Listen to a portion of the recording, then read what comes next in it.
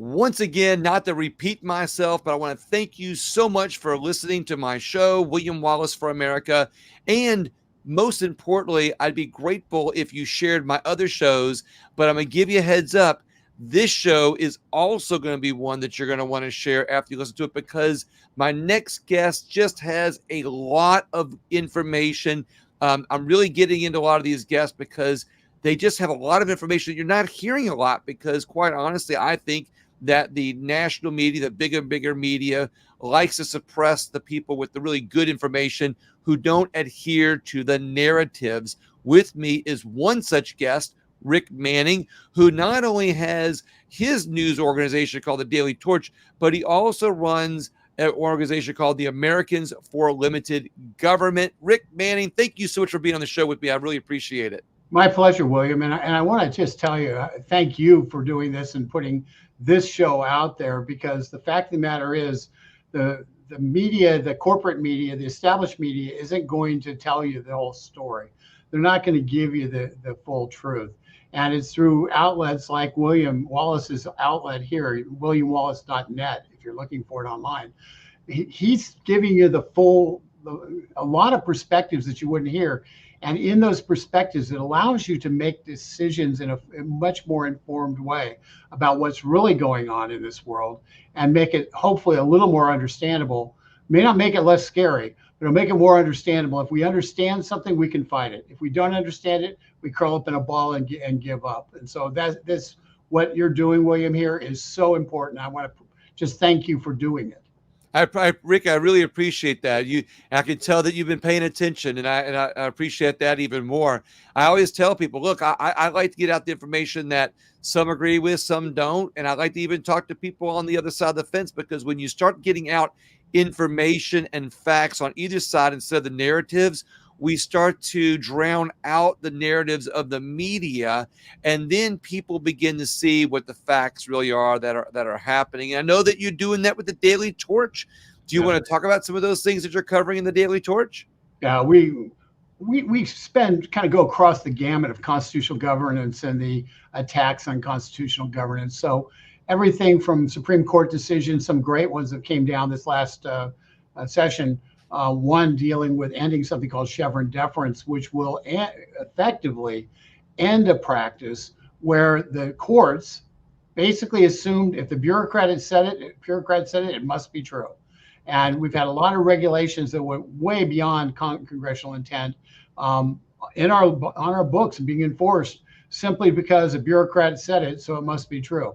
Now, a judge, if there's a lawsuit on a regulation, a judge sits there and says, well, what is true, not who said it. And so it's really a fair fight in a court about what the Constitution says, what the powers of government are, and what the actual value of the regulation is, and how it compares to congressional intent. So it gives us a fighting chance to roll back the size and scope of government, because every single regulation, and there's tens of thousands of them that have relied on Chevron deference, can be challenged. And Congress can look at them, identify them, and say, no, that isn't congressional intent, and take them down. So we have a chance for the first time to really roll back the administrative state and the tremendous power they've exerted over our country for the last really 40 years since Chevron deference became the law of the land. For the people that might not know what Chevron deference is, could you please explain what Chevron deference is, how it became into play, and because of the ruling, how it's going to change things? Yeah, back in the 1980s, there was a case called Chevron versus NRDC. That's Natural Resources Defense Council. It was an environmental case. And what the judges ruled, what the Supreme Court ruled, was that the bureaucrats who were overseeing in that case, it was the EPA, but overseeing the regulations and overseeing the laws passed by Congress, that they would have that in a dispute, the bureaucrat was the deciding factor. Whoever the bureaucrat said, well, that must be right. They're the government experts. And so the court said, we don't have the expertise. We're going to defer, hence deference, to the bureaucrats who may not know anything more than anybody else, for that, to be truthful. and certainly have a position in terms of wanting to expand their power and the size of government. So that has existed in our land for about 40 years now. And And that is that why we've seen such an increase in the size of the bureaucratic yeah, state in the last 40 yeah, it's years? been impossible. Yes, it's exactly why, because they don't even have to do new regulations or pass new laws. All they need to do is expand the regulations that they have. So you go from, for instance, U.S. Fish and Wildlife Service with the environmental or with the Endangered Species Act, going from an argument about whether or not a snail darter should be protected in a Tennessee river to destroying entire massive businesses and the ability to develop land and ability to protect land from forest fires in Southern California because of obscure species that nobody ever heard about, nobody cared about before, but they show up on land, and private landowners end up losing control of their land directly because a species is determined to be an environment, endangered, threat, or threatened. Right.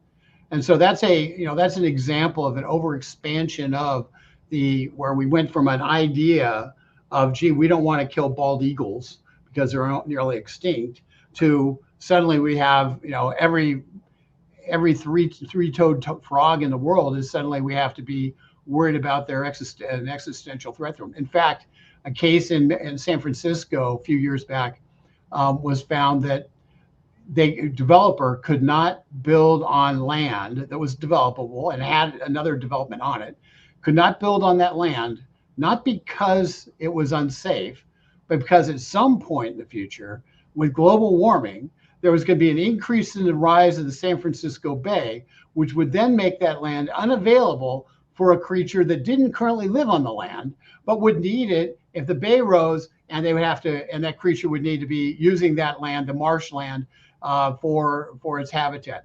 So you see how that kind of the logic just flows, where you can basically make anything undevelopable. You can apply it to virtually any circumstance. And because of Chevron deference, that was the accepted thing. If the bureaucrats said it, that's what happened. So now this recent case about Chevron deference, what happens here? What happens now?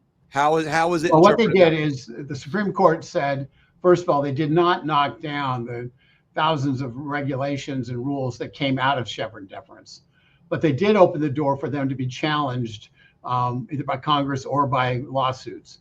What they said is you can't use this anymore. And so that tool of dramatically expanding government without having a fair fight over whether it's a valid expansion or not, we now are on a level playing field in terms of beating regulations that have very little value, if any, and are really designed to re-engineer America. So that's a huge win.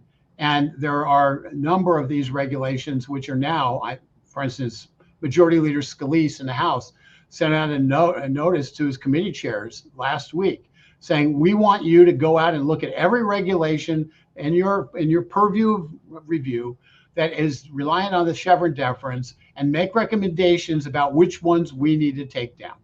So it gives a clear path to be able to deconstruct the administrative state and the power of the administrative state, which reaches into every aspect of your life. And that is important, because if you can't do that, it's interesting what laws you pass or what laws you stop.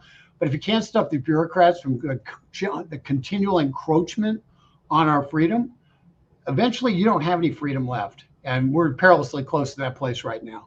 And for the groups that the groups that are actively working to help save our country, the more they become aware of this, the more they can actively engage in lawsuits themselves to help knock down some of those regulations. Absolutely. I want to go ahead. One of the other things, if you have regulations that are really bothersome for your community, if you have a legislator who's a Republican or even in the state legislature level, bring it to their attention. Bring it to your state attorney general's attention, because your state attorney general can sue and say, this is having a negative effect in my state, and it's improperly held, right, and we want to get rid of it. So we can use all the levers of power here to try to, in any position that we hold where the limited government side holds power to take on these regulations and rip them out by the roots. And that's what's available to us as a in terms of being able to fight back. And that was never available before. You know, legislators would sit there, throw up their hands and say, there's nothing I can do. It's a regulation. And now that's not true anymore. And truthfully, a lot of conservative legislators really don't like it when there's actually something they can do, and they can't just throw up their hands and say, wish I could do something for you, because now they can. No, you're exactly right. Sometimes the conservative legislators or the Republican legislators aren't really on our side. It's easier for them to just go along to get along to stay in power than it is to actually upset the apple cart. Rick, what is your website? It's dailytorch.com, dailytorch.com, just like it sounds. And what we do is we send out every day, 5 days a week, a newsletter that comes into your inbox. It's the same newsletter that we send to Congress and all members of Congress and a lot of staff. Same newsletter that when Trump was in power, we sent to thousands of Trump administration officials. We send it to all the media, and we send it to about 100,000 subscribers. How's that? And so it's dailytorch.com. Very perfect. That's exactly right. And if you go on there and you just put your email in, it's free. We send it to you. We also send you take actions on issues that are coming up that we say this is important. We need to take action on it. So you can contact either state legislators or your federal legislators on issues that matter. And it's and we don't abuse that. We don't have something up every 14 minutes with a different thing. So it is but it's focused and gives anybody who subscribes, it gives you something you can do and put your thumb on the scale on an issue that actually matters and where you can make a difference. I love this. You run an organization called Americans for Limited Govt. Can you explain that? I'm sure, obviously, we've talked about a little bit or alluded to some things that you might cover in there, but more specifically, what is Americans for Limited Govt that you work on? Americans for Limited Govt has been around for about 20 years, focused on. Did you start it? No, I joined Americans for Limited Govt after I left the George W. Bush administration, where I was a political appointee in Department of Labor. And so I came in here, I guess it was 2010. And I've been running it for the last 7 years. I came in doing vice president of communications. But I've been running for about the last 7 years. And what our points of emphasis are it's pretty simple. We take a look at what's constitutionally a constitutional challenge, where people are abusing the Constitution, and it could be Republicans or Democrats. And we say, no, you're not going to get away with that. We call them out. And and the fact is, you'd be surprised at how significant it is when somebody just says, whoa, this is what you're doing is insane. Stop doing it, and here's why. And when we put stuff out in articles, and we do this for Capitol Hill and for any of the subscribers, we make sure we have links in the articles to primary sources. So you can go and you can check, just like people on Capitol Hill do. You can push the button, the little link, and you can read from primary sources where we're getting what we're saying from, and takes down a lot of the falsehoods that are drive and emotion that drive a lot of issues, and puts it on very firm footing. Because if it's not constitutional, you don't get to do it.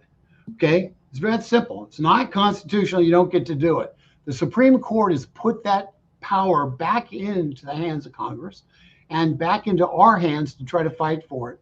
And we fight for it like crazy every single day, and on a variety of issues.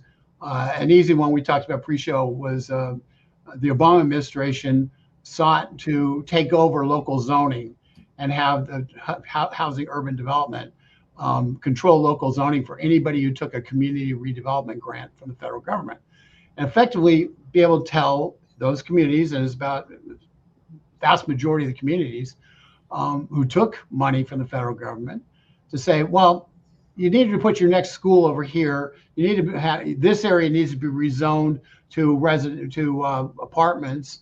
And this area, you've zoned for 3-acre lots, but we really need more density. So suddenly it's got to be a 1/4-acre lots.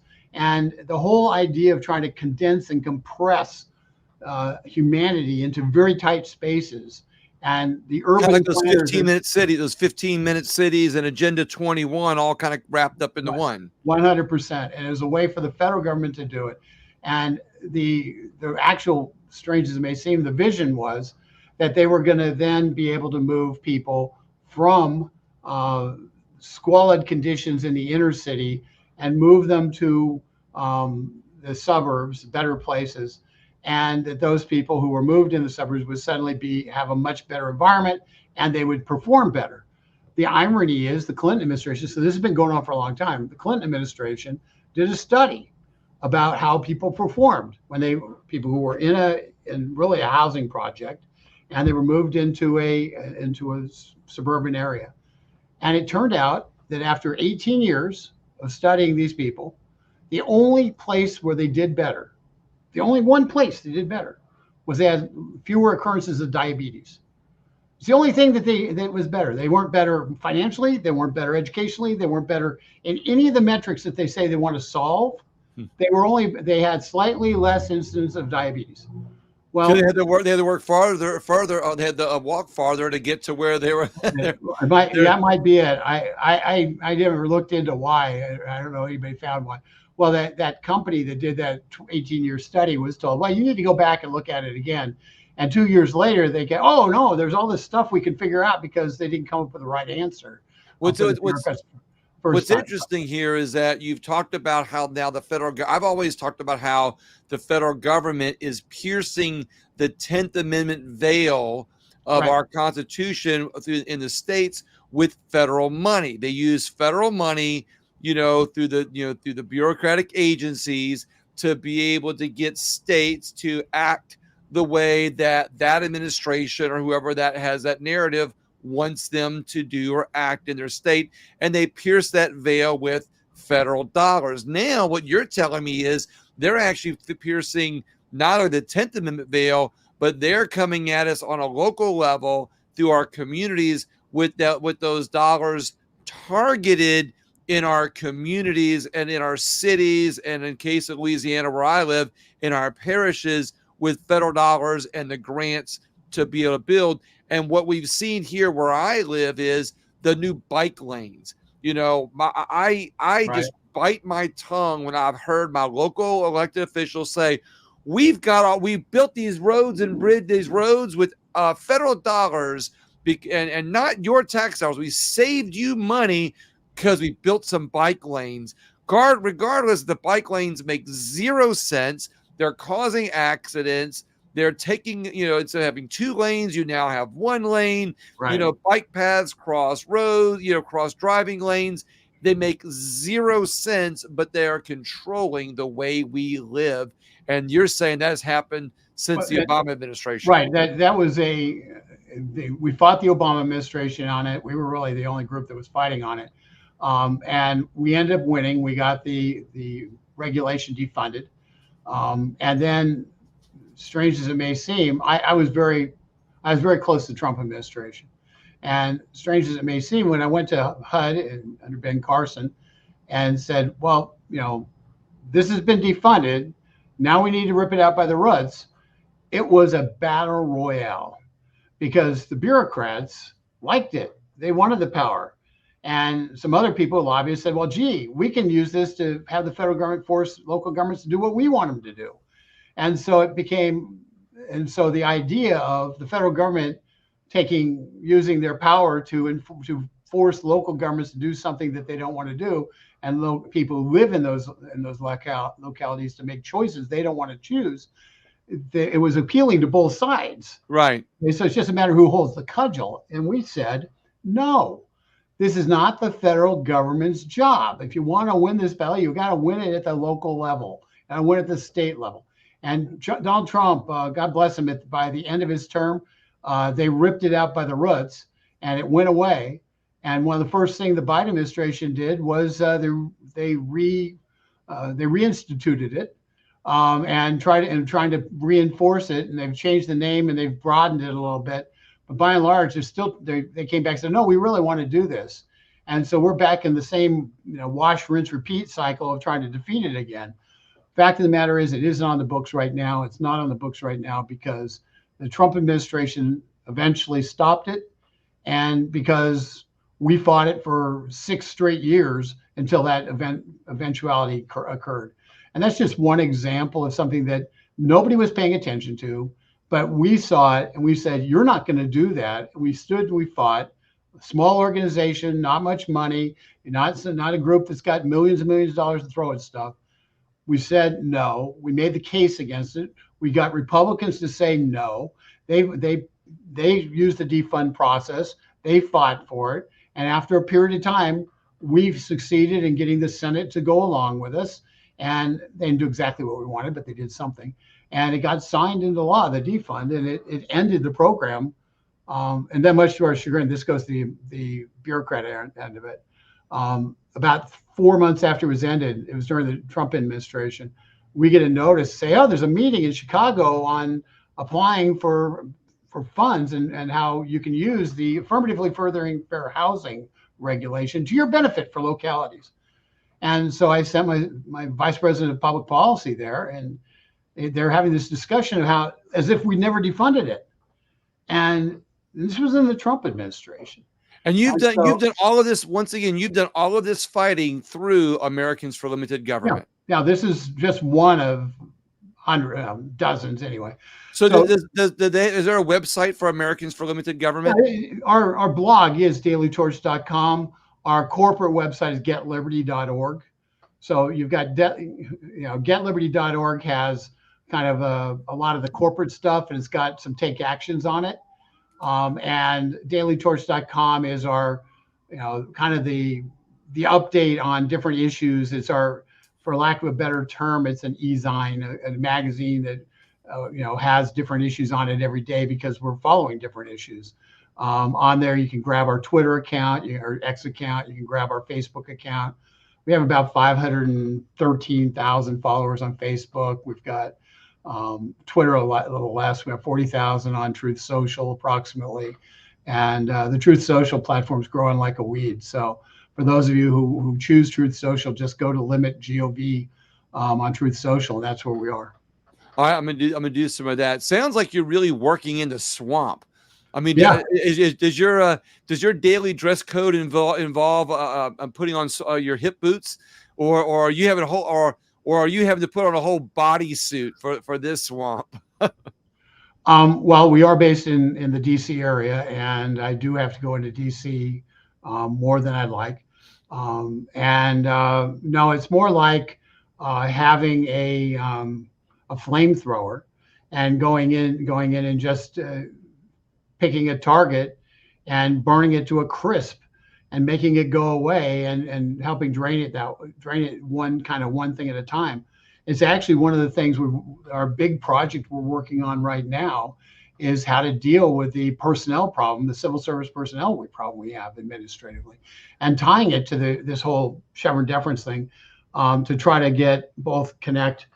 getting rid of the arms of the octopus in terms of the regulations, the overextended regulations, but get rid of the brain of the octopus by changing the people who are making the administrative decisions from the inside the bureaucracy. And the problem is that these are all people that have had, 10, 15, 20, 30-year long careers. Right. They're in civil service. It's hard to get them out, and then it's hard to do a massive layoff where you're laying off so many people that makes government and whoever the current administration is the big bad guy. I interrupted you on train of thought. I will tell you, you could do a 10% layoff of your federal workforce right now. It'd be 200,000 people, and you wouldn't miss them. Okay, you wouldn't miss them. My experience with the federal government is, there was 10%. If somebody had said to me, you need to cut 10% of the people who work for you, I wouldn't have even had to breathe hard to figure that one out. So that's, first of all, so you can do a reduction in force. An administration can do that, and they can say, we're over the period of the next 18 months, we're going to reduce the total number of federal employees from 2.2 million or whatever it is right now down to 1.8 million, 1.75 million, and just methodically go through and make changes. Not necessarily, you might say, I don't want anybody taken out of Secret Service or out of other places, out of the Pentagon. I said, I don't want anybody taken out of those places. I want people taken out of these places. You can make the cuts, not just across the board, but you make calculated, smart cuts that actually reflect a reorganization of government and its responsibilities. So that's something the Trump administration can do. The second thing that is they need to have Congress approve it, but that they can do that with a certain something called Budget Reconciliation Act, which I'm not going to get into. The second thing they can do, and this is the important part, most people don't realize, but there's about 7,000, a little over 7,000 super bureaucrats. They're known as senior executive service, and they don't have the same protections in terms of not being able to be fired. They have protections, but they're not the same. But they are the ones who are kind of they're the lever pullers. They're the ones who know what you need to do within the bureaucracy to translate a political's request, the elected officials, what they want to do, into action out the other side of the bureaucracy. They're the ones that decide who gets raises in the bureaucracy, that whole thing. The way you deal with that is simple. The fact it's overwhelmingly Democrat left wing is you put in something which can cost money, but you just say, listen, if you've got 27 years in, if you retire in the next 6 months, we're going to give you an extra 3 years and make it so you've got 30. You're going to get paid as if you stayed 30 years. The objective, firing them is hard because they know how to fight the bureaucracy. They know, a lot of them are lawyers. They know how to fight legally.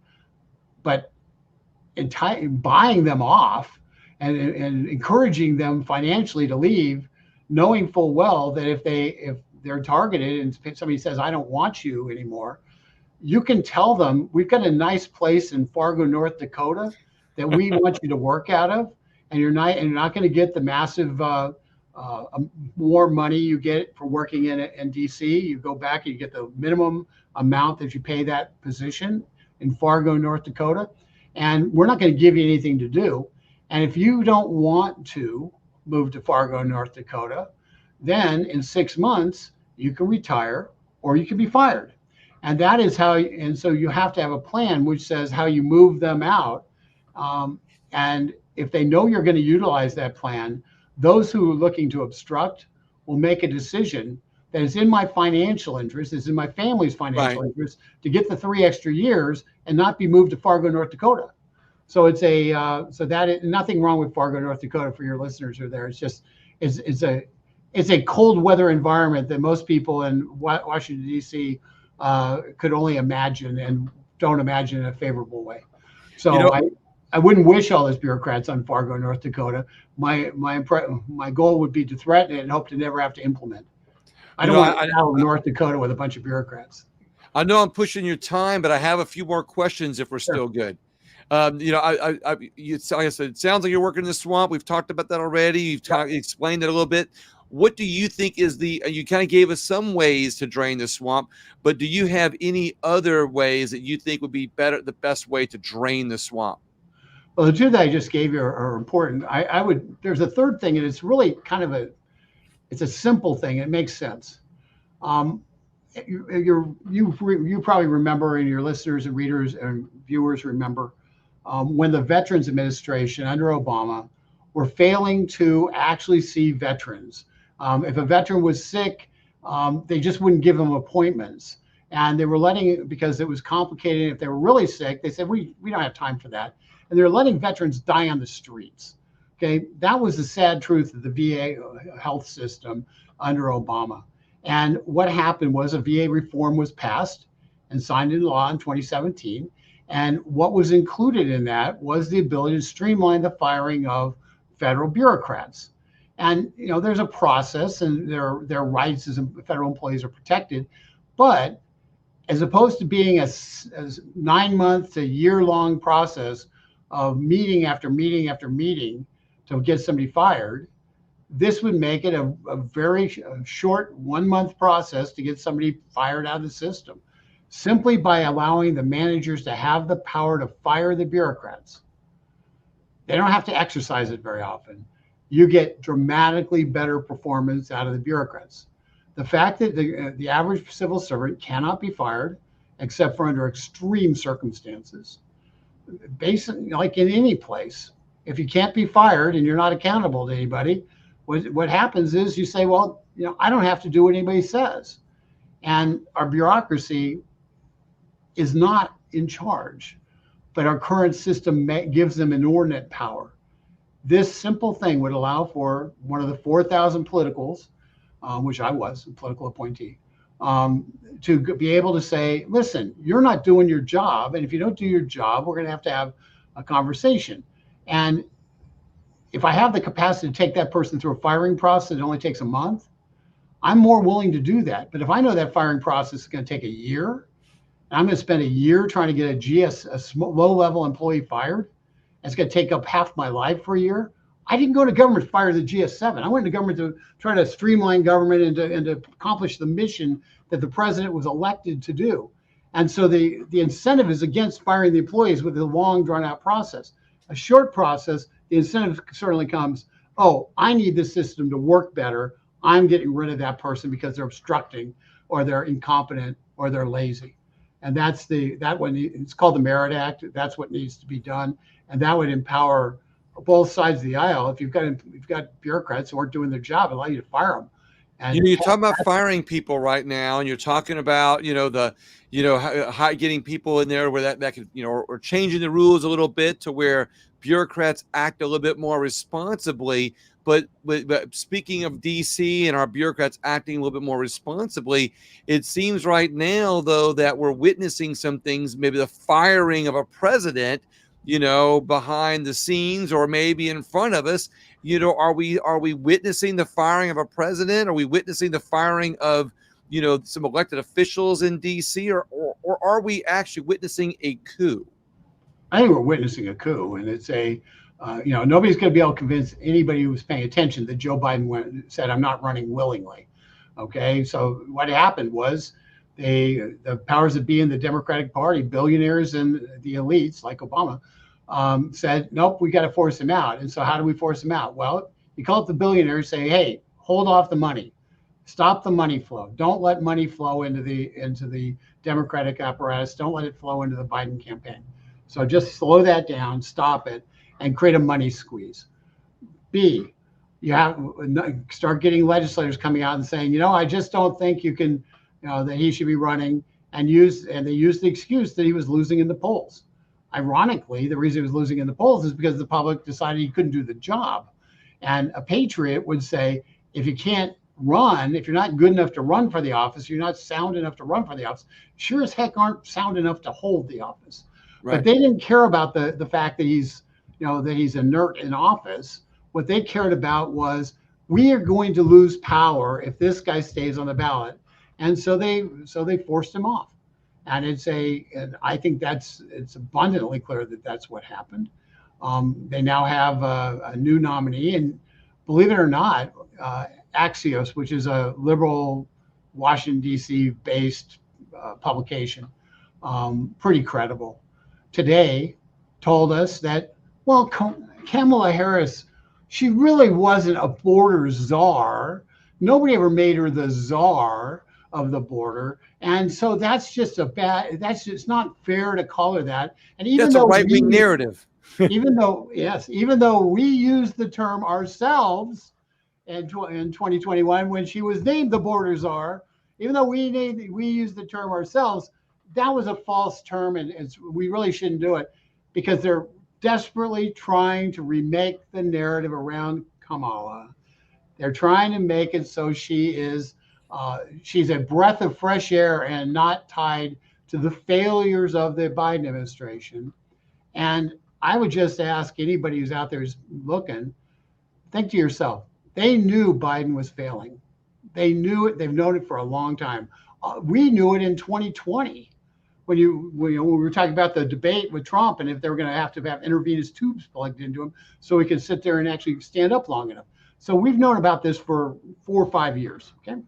Robert Hur, the special counsel who was looking at classified documents, said he was so impaired that he couldn't stand trial. Okay. Yet he's president. So they knew he was impaired. They tried to pull the wool over the public's eyes and say, he's okay to vote for, don't worry about it, he's fine, until the public saw it for themselves. at which point suddenly he had to go. And and because the public said, I don't trust this guy. I don't think he can be president. Do, And do they do they do they keep him till January, or do you think they're going to force him out before then? I mean, I'm wishing everybody would stop asking him to resign, and just, even if they have to do a body double, which I'm joking about, of course, because that's a conspiracy belief, is that Joe Biden really isn't Joe Biden, it's really a body double. But I pray that he stays there till January 20th. When his office ends, because I think to have Kamala in there is worse. And the reality is that Biden hasn't been running the show. And I think if you give the presidency to Kamala, you're actually going to help her win in November. Well, Mike, I'm torn. Okay, as somebody who cares about this country and believes that elected officials should be in charge of as president, right? No, I'm with you. I agree. Yeah. Okay, I don't. Kamala is worse. Okay, she's worse than Biden. Biden said this stuff. He didn't really believe it. Kamala believes it. Okay, she's as far left as you can be. Coming out of California politics, she is crazy left. She believes this stuff, so she's more dangerous. Okay, in the long haul. But the Wall Street Journal came out with an article earlier this week, and they said, "Don't worry about foreign policy. Biden's got a committee. We've got a committee that handles foreign policy." And I read that and I go, wait a second. If there's a committee handling who's making the decisions? Okay, right. There's always people who have input, but who's making the decision? Well, apparently nobody's making the decision. Tony Blinken is making the decisions, if you want to know the truth. And so we've effectively had a coup internally because the elected president, the Oval Office, guy in the Oval Office, isn't the decision maker. So if he's not the decision maker, and he's, his whole job is to stand up in front of a camera and keep people feeling like they're represented by somebody, and he fails at that job, it's a dangerous situation. And if we're going to have an elected government, representative government, then the people we elect have to be in charge. Three more quick questions. Is democracy at risk right now? Is democracy in peril? I know we don't have a democracy. I know we don't have a democracy, as you know. Right. Are the foundational principles of our government, the representative democracy and majority rule, minority rights, the basic constitutional principles that underpin our entire nation. Correct. The idea that all men are created equal, endowed by our creators with certain inalienable rights, is that in jeopardy? Absolutely. This is a battle for the soul of America.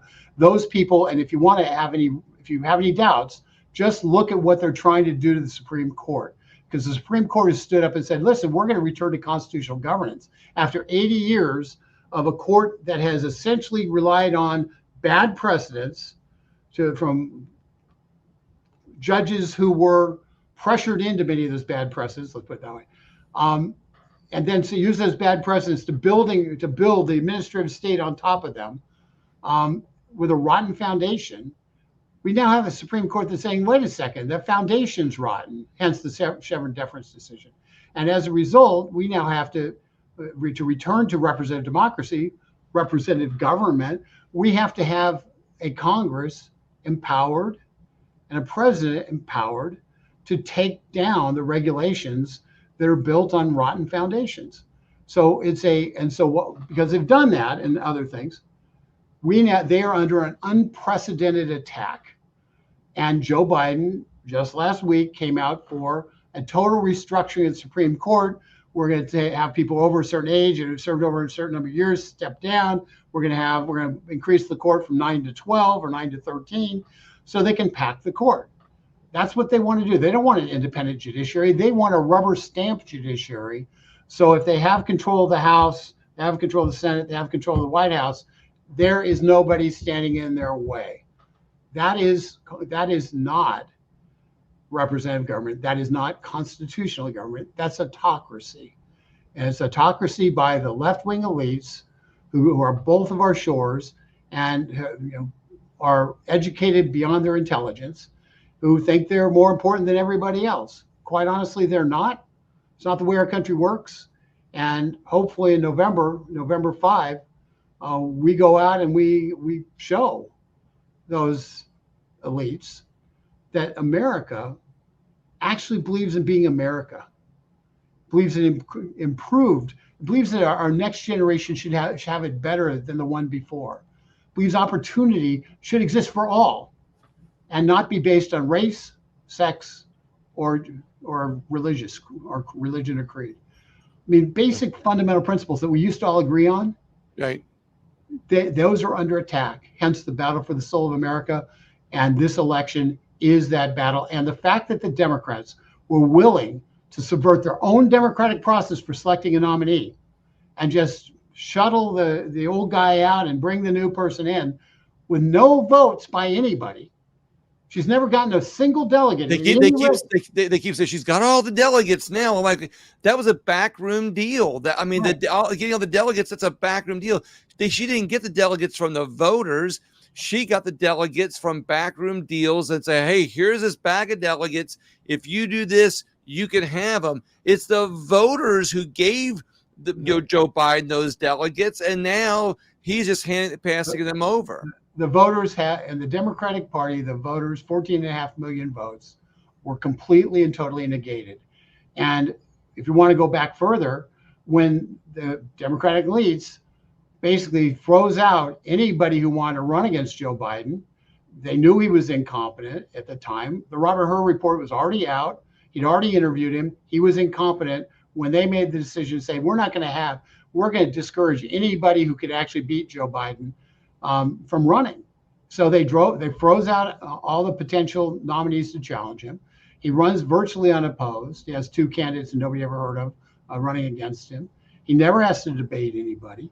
And so he gets a free rein to go directly to the convention without facing any opposition. And then they schedule a debate for the middle of June. Never been done before, because they knew he was likely to fail. And when he failed, they then cut his throat over a course of 3 to 4 weeks and replaced him. It's as simple as that. And so we've had a slow-moving coup, and it's continuing. And the only way we stop that coup is by overwhelmingly defeating their candidate in the polls, beat them so badly that it's beyond the cheat margin. Can we do it? Do you think we can do it, and will we do it? I think we can do it. I think right now, if betting odds are about 3 to 1 that, in my world, 3 to 1 that Trump wins. But it's once again, campaigns matter, and people need to right now, if you aren't already, and I suspect if you're watching this, you are, you need to engage in the fight for America. And what that means is anybody who who sits there and says, it doesn't matter if I vote, they're all crooks kind of thing. Anybody like that, you need to have a talk to them. A lot of these people are former military. A lot of them are former military and just disgruntled. They say, hey, I have buddies who died in Afghanistan, people who were maimed in Afghanistan, and look what happened. Look how they were betrayed. I have buddies who died in Vietnam. Look how they were betrayed. And so it's easy to see how people can be disgruntled. But the fact of the matter is, this is the domestic battle for our nation's future. And, everybody always says this is the most important election ever. And, 4 years from now, I'm sure we'll say the same thing. But the truth is, with what we're seeing in this country, the way it's going, a group of people who are willing to subvert their own process to change out their nominee because the person they had could not win, people who are that power hungry have to be fully and soundly defeated.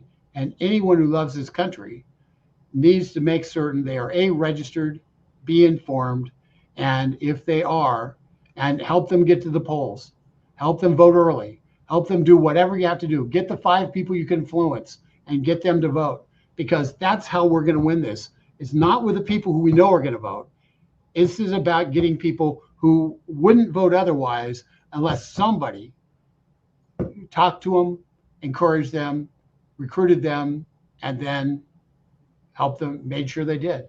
That's how we're going to win this. I appreciate you letting me push you a little bit. I got questions 2 and 3 left, sure. And I know you got to go, but I'm fine. Keep going. It's fine. Oh, perfect, perfect. So, I always ask my guest, where are we losing freedom in America? What can we do to protect it? I asked you about democracy, and this is kind of something that came to my mind for the first time during the interview, and I'll give you credit for, bringing that thought out or out in my mind, which is I asked you about democracy being fair. Even though we're a constitutional republic, we're referred to as a democratic, system kind of thing. I get the differences, but I think that freedom and a constitutional republic, or a democracy, as somebody might call it, are actually more parallel than one and the same.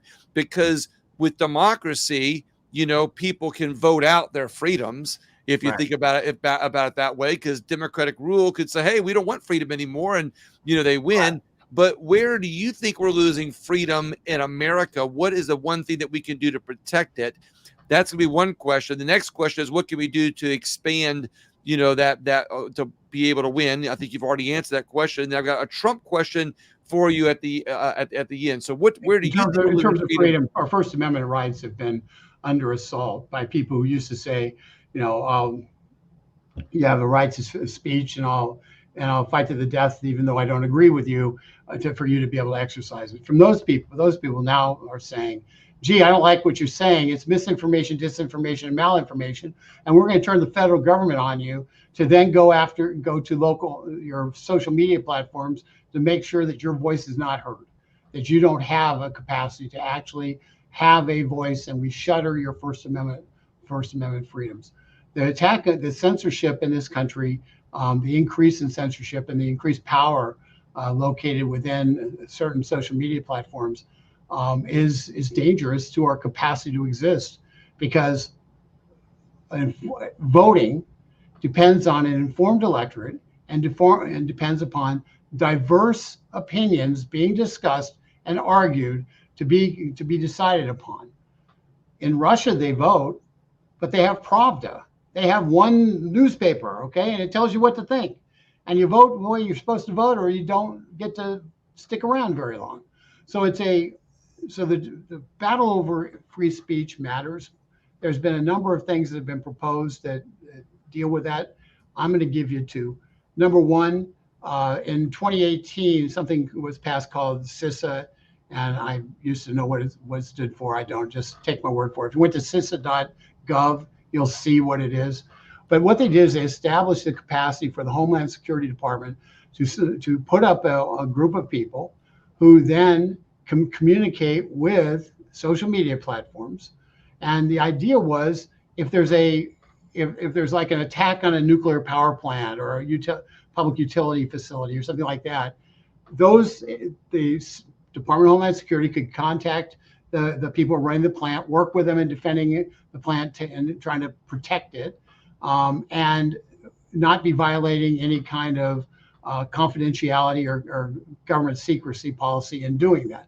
So that's what the intent was. But they added in language which also allowed them to go to social media companies and to monitor speech and to try to take down speech. And we saw that occur. Every one of us experienced that during COVID. We saw it occur when talking about election integrity issues, and saying things like "stop the steal" got you basically thrown off of platforms. We've seen it on a variety of different subjects, where you're just not allowed to talk about certain things on social media, and that is a direct result of government, the FBI, having somebody placed in Silicon Valley who was working with these companies. And we know this because Elon Musk bought Twitter. We wouldn't know this unless Elon Musk buys Twitter. And so we got the emails, and we know what they were doing. So we had because Congress passed CISA, we gave the power to the federal government to go and do that. And and we have to get the next group of elected officials to stop the communication, unless it's a direct issue related to the ability of that social media company to exist, like your server farms are going to be under attack, things like that. That communication has to be cut off, has to be made illegal. Government does not get to censor people, okay? And they're using social media companies to cut out. And the Supreme Court disappointed. And I talked a lot of good things. Well, this past year they disappointed. They decided that on an obscure kind of a technicality that they weren't going to actually deal with a case that specifically dealt with this problem of our intelligence agencies using social media companies as a cutout to attack First Amendment rights. So that's the area where there's the most concern. There's some specific things like getting rid of the language in CISA that allows them to have the communication at Homeland Security. So some specific things that can be done on that. We're going to have the FISA court coming up for reauthorization a year and a half again. We need to get reforms to the FISA court so it can't be used to attack political enemies. That's First Amendment. We have to do something about our Department of Justice, which has become anything but a Department of Justice, which is a direct attack on our our Fifth Amendment rights and our rights to fair trial. So it is those are the things I think are most under attack. And I think there's concrete things that can be done, but we have to win the House, the Senate, and the presidency. And we have to have a president who's determined to get those things done in order to overcome the weak sisters who are be sitting there saying, well, what if they are too afraid to take on the intelligence, the very powerful intelligence agencies. And this is we have to clip their wings. We have to restore America, civilian rule in this country. And this is why Donald Trump had a hard time last time, and why we hope he'll get in this time, because it's a big obstacle to climb. But I think if we don't win this election, then this is going to be the last fair election that we're going to see. If Donald Trump is a unique person in historically. So he got in with enough money and enough of hubris and enough publicity from 40 years of being on the tabloids and Studio 54 and all the different things he was doing, that he had his own panache. He had his own being. He was a larger than life figure, and it shocked the left when that larger than life figure actually identified with the guy who was working on the construction site rather than the guy who was financing the construction site. And when they found out, and so he actually legitimately has his heart with the guy who's getting his hands dirty. And he looked around what's happening in the country. He says, listen, shipping our jobs overseas is wrong. Having laws which make it so our workers are treated worse than the workers from elsewhere are wrong. Importing millions of people across the border to lower wages for people who are here is wrong. He's not anti-immigrant. He's anti-illegal immigrant. He wants a national immigration system. He can win. If he wins, we have a fighting chance because he picked a VP he's going to kind of train to continue that in a second and third term and give us potentially not just 4 years, but 8 to 12 years of a consistent vision of putting America first in the world. And in that vision, over a period of time, over more than a decade, that's when you transform government at its core. That's when you transform how everything works. And that is what he's trying to do. And it's and that's why he scares the heck out of the left, out of the establishment, right. Because he's one of them. He should be one of them, but he's not. And that scares them more than anything else.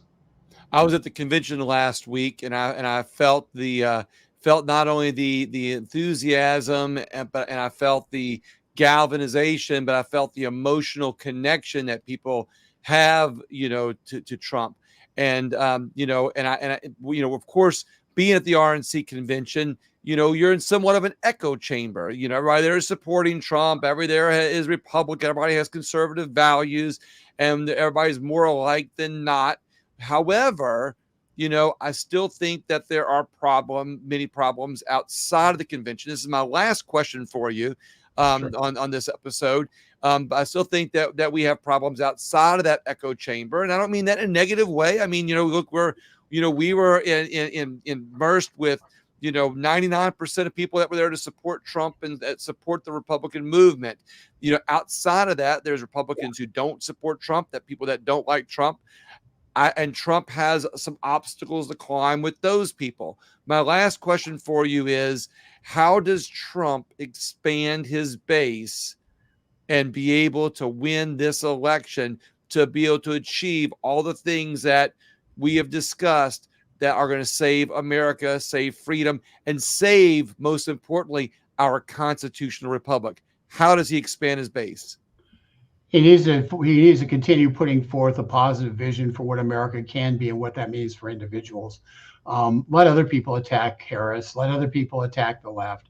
He needs to be the guy who's presidential, who's putting forward a vision of an America that is prosperous, where our kids are learning in schools and are not afraid to go to school. He's got to, where the schools aren't spending more time trying to change the sex of our kids and more time trying to make sure they can read and write and actually perform math problems. That's by putting forth that vision, that expands the base. And here's how it does it. The Democrats are so focused on Hispanics being Hispanic American and Blacks being African American and having everybody hyphenated, a whole hyphenated America out there. And ultimately what's happening is more and more Blacks, and a majority of Blacks are middle class. As they look around, they say, wait a second, I'm not a hyphen, I'm an American. And as Donald Trump makes clear that we're all Americans, and the economics of Donald Trump helped people get out of bad circumstances into better circumstances, and they remember it. We kill the hyphen, and we have people who are Black, Hispanic, Asian, white, who are Americans, coming together to save and build the American dream for the 21st century. That's how he does it, because the other side's kind of tale of woe, their constant victimhood, making everybody a victim of somebody, that only works for people who don't feel as though they can achieve on their own. And assume that you're going to be able to hold 90% of the Blacks within saying you're a victim, just doesn't reflect what's happening in the Black community. So destroying that hyphen and making it so everyone is an American, no matter how they look, that's how Donald Trump expands his base and keeps his focus on issues, because people know they were better off before COVID with Donald Trump than they have been under Joe Biden. They've seen the comparison. They know what's better, and that is why he's going to win. But it's up to us to make certain that we expand the number of people who are registered to vote by registering people who would vote for Donald Trump if they were registered. We can do that. And not take it for advantage, and not take advantage of it. Pardon? And not take it for granted. Not take it for granted, because the other side isn't giving up power easily. Okay, they're not giving up power easily. No, they're going to fight like crazy. Kamala Harris got $100 million in basically 2 days, and much of it was donated in a way which, in small dollars, where through something called Act Blue, where people were donating thousands of dollars, who quite honestly never donated a dime. And so they've got a whole scheme for money laundering scheme to put big dollars from all over the world into this race to beat Donald Trump. You and I are the ones who are going to beat these people. And we're going to beat them by getting our neighbors to go to the polls and drive them to the polls and do whatever we have to do to get them to the polls, because the people support Donald Trump and support a strong America. They don't support what's going on. That's right. And the only way they win is by creating a shroud of ignorance and an inability to speak truth through fear of persecution. Right. And then kind of creating a normality that is completely abnormal. And by silence, as the Black Lives Matter people said, silence is complicity. So they force people who actually know what the truth is, people who believe in God, people who know truth, to be silent, and hence they are then complicit in the complete overturning of America and everything it stands for. We can stop it, but this is the election where we have to do it. Rick, I can't tell you how much I appreciate this wonderful interview and this time that you've spent with me. And I know that you've gone over what you originally estimated, but I got to tell you, I believe it was well worth it. Your information is valuable. Your sincerity, I think, is something that America needs to hear to be able to motivate them to get out and vote and do the right thing to be able to get others to vote. And I'll tell you, I think that you're going to be one of those people that help make it happen. Well, we're doing our best. I will just tell you, it's the 100,000 people are subscribers who go out and register 5 people each, creating 500,000 votes. That's what's going to do it. And if you want to join that, just go to dailytorch.com. It's on the screen. Go to dailytorch.com and subscribe. It's free, and we will get you information, and you'll get stuff every day. And hopefully, it will encourage you, inform you, uplift you, and inspire you to keep in the fight for this great country. Rick, thank you so much. Hang on 1 second while I let our guests know. We'll be right back. I appreciate you for hanging on a second. And I would appreciate everybody who took the time to listen to Rick Manning and what we have to say. But I would be grateful if you'd share this interview with somebody that you think might be interested in saving our country, saving their freedom, saving their job. Because I think that everything that we have here in our constitutional republic is on the line in this election, and would be honored if you shared it and if you visited thedailytorch.com and also my site, williamwallace.net. Thank you so much and have a great day.